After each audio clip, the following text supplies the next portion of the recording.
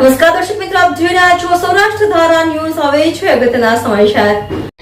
બગસરા શહેરના કન્યાશાળા ખાતે બગસરા નાગરિક શરાફી સહકારી મંડળી દ્વારા અરવિંદભાઈ મણિયારની 43મી પુણ્યતિથિએ શાળાના વિદ્યાર્થીઓને સ્કૂલ કીટ અર્પણ કરવામાં આવી. અમરેલીના બગસરા શહેરમાં આવેલી નાગરિક તરફથી સહકારી મંડળી દ્વારા દર વર્ષની મારફતે આ વર્ષે પણ અરવિંદભાઈ મણિયારની 43મી પુણ્યતિથિએ અનેક સેવાકીય કાર્ય કરવામાં આવી રહ્યું છે.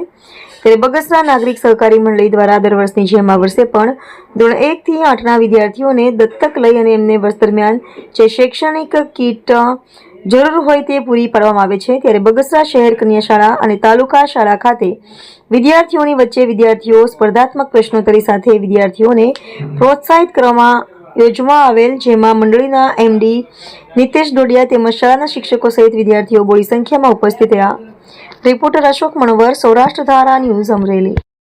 ગુજરાતના સહકારી નેતા અરવિંદભાઈ મણિયારની આજે 43મી પુણ્યતિથિ છે.